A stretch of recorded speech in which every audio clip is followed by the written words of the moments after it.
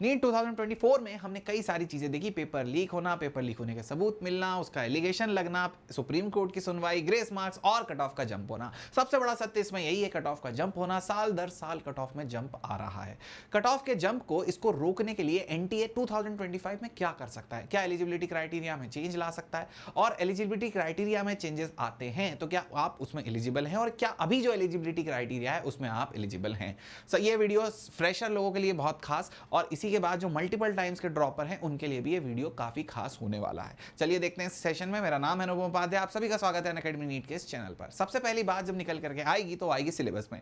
क्या NTA syllabus को change कर सकता है? एनटीए ने ऑलरेडी बेटा सिलेबस को रिड्यूस कर दिया है, 25% से सिलेबस का रिडक्शन है। ऑल्दो फिजिक्स में ऐसे बहुत ज्यादा टॉपिक नहीं हटाए हैं जिनसे क्वेश्चन पूछे जाते थे, पर सिलेबस में रिडक्शन तो है। तो सिलेबस को और रिड्यूस करेगा? नहीं, एक बार रिड्यूस कर चुका है। क्या सिलेबस को इंक्रीज कर देगा? इंक्रीज भी नहीं करेगा, क्योंकि भाई जब इंक्रीज ही करना था तो फिर रिड्यूस क्यों किया? तो सिलेबस का ना तो रिडक्शन हो सकता है, ना कट ऑफ को अफेक्ट करने के लिए इसमें कुछ इंक्रीमेंट वो लोग ला सकते हैं। तो सिलेबस को तो नहीं करेंगे। आपका बेटा अगर वो छेड़छाड़ करना चाहते हैं, अगर आपके जो अटेम्प्ट कर रहे हैं लोग, जो बेटा नए लोग आ रहे हैं, जैसे 12th वाले को रोकना चाहते हैं, तो वो एज लिमिट को चेंज कर सकते हैं। अब एज लिमिट अभी तक के लिए 17 है, ठीक है? तो 17 ईयर आपकी एज लिमिट है। इसको और बढ़ा सकते हैं क्या, ताकि नंबर ऑफ कंटेंटेड कम हो जाए? तो मुझे नहीं लगता बेटा इस चीज को करने वाले हैं। अगर आप अभी जो फ्रेशर बच्चे हैं, 17 से ज्यादा है नीट का फॉर्म भरने के लिए, तो बेटा आप लोग एलिजिबल होने वाले हैं। आपका ईयर दिसंबर तक अगर आप 17 ईयर के हो गए, you can be eligible, like you can attempt the NEET paper, you can sit in the NEET paper, you can take the admission in the MBBS college. दूसरी बात, यहां पर बेटा अपर लिमिट जो होने वाली है बच्चे की, वो अपर लिमिट भैया नो लिमिट है। इस चीज को वो चेंज कर सकते हैं क्या? आप लोगों को लगेगा कि यार मैं मल्टीपल टाइम का ड्रॉपर हूं, इन्होंने वो एलिजिबिलिटी क्राइटेरिया में से मुझे हटाने के लिए, कंपटीशन कम करने के लिए, कट ऑफ गिराने के लिए, क्या वो अपर लिमिट नीचे ले आएंगे क्या? नहीं, ऐसा भी नहीं करेंगे, क्योंकि बेटा अपर लिमिट पे पहले ही सुप्रीम कोर्ट ने फैसला दे दिया है। तो आप इस चीज के ऊपर निश्चिंत हो सकते हैं, एकदम बेफिक्र हो सकते हैं कि नहीं, मुझे तो बाहर नहीं करेंगे, मैं भले ही मल्टीपल टाइम का ड्रॉपर हूं, अपर लिमिट को नीचे नहीं लाएंगे, क्योंकि इस पे सुप्रीम कोर्ट ने पहले ही रोक लगा दी। अब क्या करेंगे, नंबर ऑफ अटेम्प्ट पे कुछ ला सकते हैं क्या? जैसे मेरे 4 अटेम्प्ट हो गए, 5 अटेम्प्ट हो गए, तो क्या नंबर ऑफ अटेम्प्ट ये फिक्स कर सकते हैं? हाँ, ये चीज जरूर कर सकते हैं ये, कि आपके नंबर ऑफ अटेम्प्ट पर अभी तक नो लिमिट है, पर इस पे कुछ ना कुछ कर सकते हैं। पर वो भी तब जब बहुत लोग प्रेशर बनाए या कुछ केस लगे सुप्रीम कोर्ट में या कुछ वहां तक जाए। अभी तक ऐसी कोई बात नहीं है। अब इसमें एक और फैक्टर बहुत ज्यादा मैटर करता है कि इसकी नो लिमिट क्यों है, क्योंकि बेटा नीट ना हर स्टेट के मेडिकल कॉलेज में एंट्रेंस कराता है। अब हर स्टेट के मेडिकल कॉलेज में अगर एंट्रेंस करा रहा है, तो हर स्टेट है तो अलग अलग, एग्जाम एक है लेकिन हर स्टेट अलग अलग है, हर स्टेट के बच्चे अलग अलग है, हर स्टेट में कंपटीशन अलग अलग है, हर स्टेट के नंबर ऑफ कॉलेजेस अलग अलग है। तो बेटा वहां पर जो लिमिट होनी चाहिए वो भी अलग अलग होनी चाहिए, नंबर ऑफ अटेम्प्ट की जो लिमिट होनी चाहिए वो अलग अलग होनी चाहिए। तो हर जगह के लिए इन्होंने नो लिमिट दे रखी है। अब अगर ये चेंज करेंगे तो कुछ स्टेट में के लिए ये चीज वैलिड नहीं होगी। तो इससे अच्छा हर जगह की नो लिमिट है, तो वो नो लिमिट तो उसे चेंज नहीं करने वाले। तो आप यहां से सिक्योर हैं। ओके एवरीवन, तो आप अभी तक के लिए एलिजिबल हैं। दूसरी चीज, एग्जाम का पैटर्न। जो एग्जाम का पैटर्न है, सेक्शन ए सेक्शन बी वाला, 3 घंटे वाला, 20 मिनट वाला, वो पैटर्न को क्या ये चेंज कर सकते हैं? हाँ बेटा, इस पे भी कुछ ना कुछ चेंजेस आ सकते हैं, लेकिन हाल ही में ही चेंज आया है, तो इसमें भी कोई ऐसा चांस नहीं दिख रहा कि इसमें कोई भारी चेंज आए।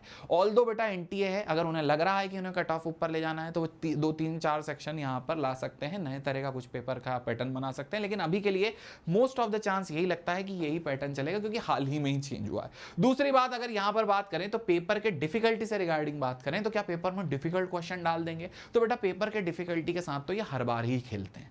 आप देखेंगे तो पेपर में बेटा डिफिकल्ट और इजी बनाने के 3 तरह की चीज होती है, इजी, मॉडरेट एंड डिफिकल्ट। 3 तरह के क्वेश्चन पेपर के अंदर डलते हैं। अगर बेटा 30 इजी क्वेश्चन डाल दिए, 15 मॉडरेट क्वेश्चन डाल दिए और 5 डिफिकल्ट क्वेश्चन डाल दिए, जनरली आप पिछले कितने भी साल का एनालिसिस देख लीजिएगा, डिफिकल्ट क्वेश्चन फिक्स ही रहते हैं। अब 30 इन्होंने इजी डाल दिए, 15 मॉडरेट डाल दिए, तो पेपर इजी हो जाएगा। लेकिन अगर इन्होंने 30 मॉडरेट डाल दिया और 15 इजी डाल दिया, तो पेपर डिफिकल्ट हो जाएगा, क्योंकि बच्चे को फिर लगेगा और बहुत सारे मॉडरेट क्वेश्चन कौन से होते हैं जिसमें 2 या 3 स्टेप में क्वेश्चन सॉल्व हो रहा है, एक से ज्यादा फॉर्मूले लग रहे हैं, कुछ भारी वाला डेरिवेशन बेस्ड क्वेश्चन पूछ लिया, सीधा फॉर्मूला बेस्ड क्वेश्चन नहीं है, वो सारे क्वेश्चन डिफिकल्ट हो जाते हैं। क्लियर है?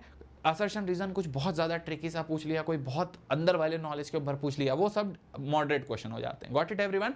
अब यहीं पर अगर इन्होंने इजी और मॉडरेट को बराबर कर दिया, तो पेपर ना बहुत इजी रहा ना बहुत मॉडरेट रहा। तो नंबर ऑफ क्वेश्चन के ऊपर खेल खाल होता है बेटा, और ये चीज के साथ तो हर साल ही छेड़छाड़ होती है, तो इस बार फिर छेड़छाड़ होगी और डेफिनेटली मॉडरेट क्वेश्चन बढ़ने के पूरे चांसेस हैं। क्लियर हो गई? या सभी लोगों को यह बात समझ में आ रही होगी। आई होप आप सभी के आंसर क्लियर हो चुके होंगे। ड्रॉपर्स वालों के लिए बेटा कम खतरा है, इतना डरने की कोई बात है नहीं। और इसके बाद जो फ्रेशर्स हैं उनके लिए तो आप साफ साफ चीज़ है ये वाला, अगर आप 17 से छोटे हो रहे हैं तो आपके लिए दिक्कत है। क्लियर है बेटा? इसके अलावा if you guys are looking for any course, तो we have a course available for you. इस कोर्स में बेटा आपको एकदम डिटेल में पढ़ाया जाने वाला है अनअकैडमी की तरफ से। और अगर आप इस कोर्स को एकदम बेस्ट तरह से अप्रोच करना चाहते हैं तो you can use the code ANUP। अगर आप ANUP कोड यूज करते हैं तो इससे होगा क्या, आप लोग मेरी मेंटरशिप में ऐड हो जाएंगे।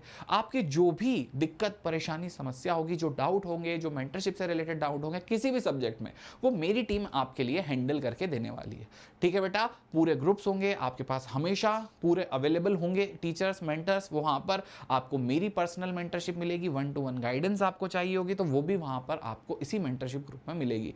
आपको बेटा हर चीज की बिल्कुल पूरी फैसिलिटी प्रोवाइड होने वाली है इस ग्रुप के अंदर। ठीक है? आप एनी टाइम एनी चीज़ के रिगार्डिंग मल्टीपल मेंटर्स हैं, आप डिस्कशन कर सकते हैं। ठीक है? पर ये सब मिलेगा तब जब आप ANUP कोड यूज़ करेंगे। और सबसे ज़्यादा यहाँ पर राहत है फिजिक्स के क्वेश्चंस की। जो आधे से ज़्यादा लोग हैं इनको फिजिक्स के डाउट क्लियर करने में दिक्कत आती है, और वो डाउट तभी क्लियर होंगे जब आप इस कोड को यूज़ करके मेरी मेंटरशिप में आएंगे। तो फिजिक्स केमिस्ट्री हर चीज़ का आपका डाउट क्लियर होगा। Sorted. Thank you so much guys. I hope you have liked the video, and if you are looking for buying a course, the link is there in the description. Thank you so much.